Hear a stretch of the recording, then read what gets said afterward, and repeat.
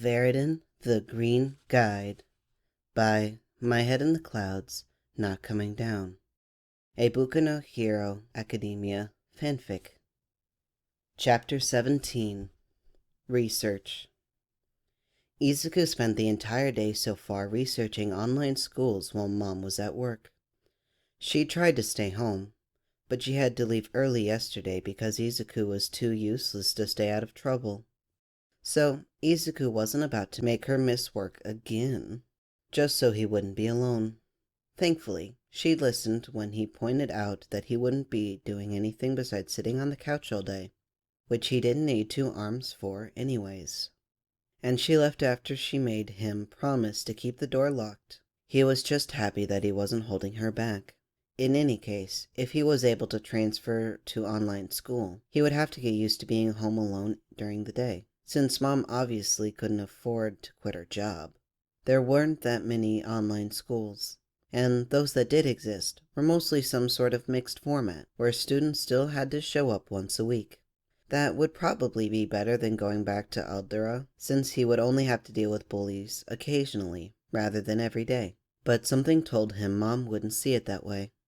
The whole point of him going to an online school was so that he wouldn't have to deal with having classmates. So if he still had to attend classes, even infrequently, Mom would worry about how he was being treated. Izuku hated it when his mom had to worry about him. She didn't deserve having a garbage son like him. She deserved a son she could be proud of, a son with a quirk. But that wasn't going to happen, so it was Izuku's responsibility to make sure she worried as little as possible. That meant that he couldn't just put up with weekly bullying, since Mom might not believe him if he lied and said his classmates were being nice. That left him to find a school that was entirely online. There were only 2 schools that did not seem to require in-person attendance.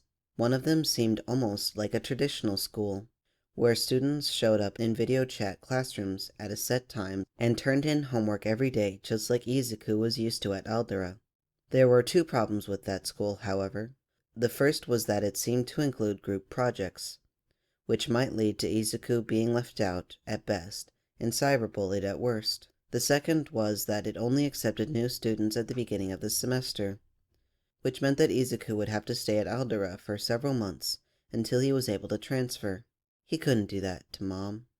That left Izuku with his final, and only, option.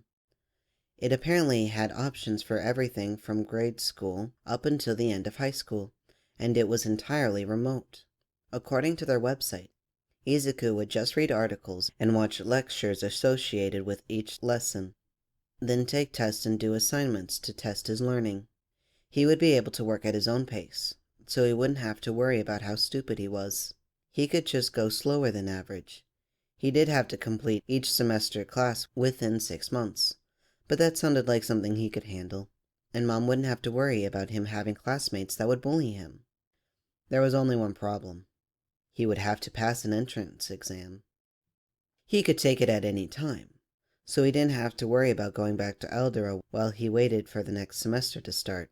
But was Izuku really smart enough to pass? Kachen didn't even get straight A's, and he was so much smarter than Izuku. What if he took the test and didn't pass? Would he have to go back to Aldera? Mom would be so disappointed. He really was the worst son, wasn't he? He ignored the voice in his head that said that Eraserhead thought he was smart. Eraser had just been polite when he saw Izuku's notebook. There was no way he actually thought Izuku was intelligent. But Eraserhead wasn't worried about being polite, so he could be telling the truth. Izuku shook his head. That was too confusing. It was a lot easier to firmly remind himself that he was an idiot, just like Kachen and his teachers always said, and leave it at that. That way, he wouldn't get his hopes up when he inevitably failed out of the entrance exam. It would still hurt, and Mom would still be worried, but at least he would already be expecting it. It was for the best. Katsuki felt sick. The entire school was talking about how Doku got suspended. Boulders had been bragging about it all day, as had the other 2 extras that had been involved. So everyone already knew how Doku had been beat up so badly that the principal had to call in Auntie Inko to come pick him up. Glow had said it was his idea to pin the whole thing on Doku, like he was proud of his creative thinking, and the principal had fallen for it hook, line, and sinker. But Doku couldn't have started that fight. Katsuki knew that. Auntie Inko knew that, and the principal sure as hell knew that. So why had the school gone along with Glow's story? Doku was a quirkless weakling who couldn't even defend himself. So why would he start a fight with his classmates? Sure, those extras didn't have awesome quirks like Katsuki's, but their weak-ass quirks were better than nothing. And Doku had those stalker notebooks, and he obviously knew he couldn't win, and even he wasn't stupid enough to pick a fight. So what did the school get from blaming Doku? Well, those 3 extras who had beaten him up had gotten off scot-free, but it shouldn't matter to the school who got the punishment, right? They should punish those who were actually at fault, so that they knew they did something wrong. That's what heroes did, at least. They put bad guys in prison so they wouldn't do anything bad in the future, even after they got out. Wasn't that the way things worked? If the principal were letting these guys get away with what they did, then who else had he let get away with stuff? Were there villains out there who were beating people up because the school hadn't done anything to stop them back when they went here? That was kind of messed up. It was a good thing that Katsuki knew better than to... Katsuki froze. How much had he gotten away with? He had already come to terms with the fact that he hadn't been acting like a hero, but he hadn't been acting like a villain, right? The teachers all knew he wanted to be a hero. They all told him he'd be a good one. They wouldn't just do nothing if he had been acting like a villain, not when they all knew he was going to be the next #1. But he'd hurt Doku, and it was villains who hurt people, not heroes, not civilians, villains. Villains hurt people. He hurt people. He was a villain. Katsuki couldn't help himself from exploding his pencil, but the only reprimand he got was a stern look from the teacher for interrupting class. Katsuki couldn't help but wonder what would have happened to Doku if he had done something like that. Obviously, not explode his pen, because he didn't have a quirk to do that. But if he'd been loud, he probably would have gotten detention at the very least. Why had no one ever given him detention? The school hadn't even done anything when he'd told Doku to...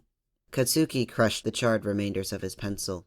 Those teachers heard extras tell Doku to kill himself every damn day, but they still didn't do anything. How long had Katsuki been a villain without realizing it? He couldn't trust his teachers, not anymore. How was he supposed to be the best if they wouldn't even tell him he was doing wrong? He had to be better. He had to change and actually act like a hero if he was ever going to be the best.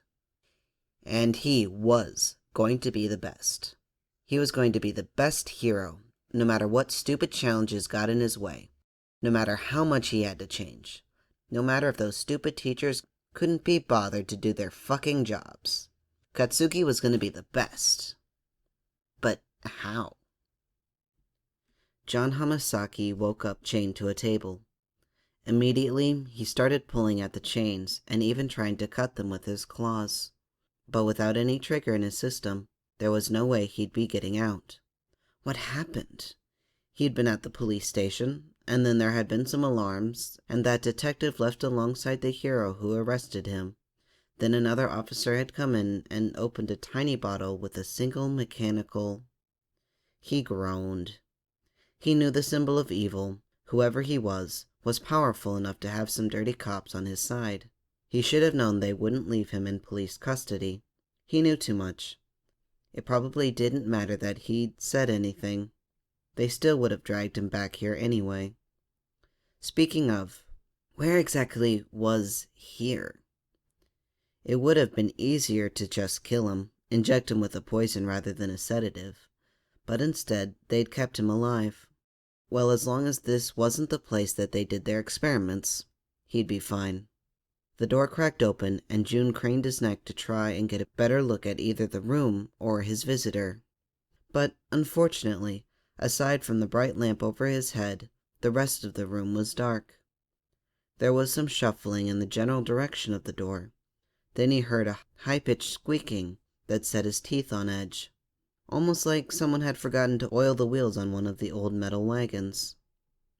The comparison wasn't too far off, apparently, because his visitor finally stepped into the light, pushing an old metal cart loaded with a variety of tools and bottles that June didn't want to know the use of. His blood ran cold when he realized that the man was wearing large round glasses and a lab coat. The doctor. The doctor took a voice recorder from his pocket and pressed a button. Phase 3, Experiment 2. Hypothesis.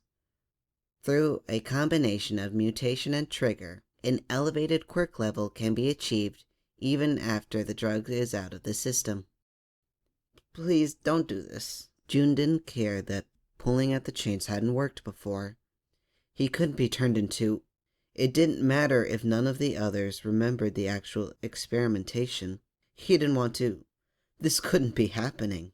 The doctor didn't seem to care about his pleas, though, since he picked up a thick syringe off the cart and moved his stand over the table, the light reflecting off of his thick round glasses so June couldn't see his eyes.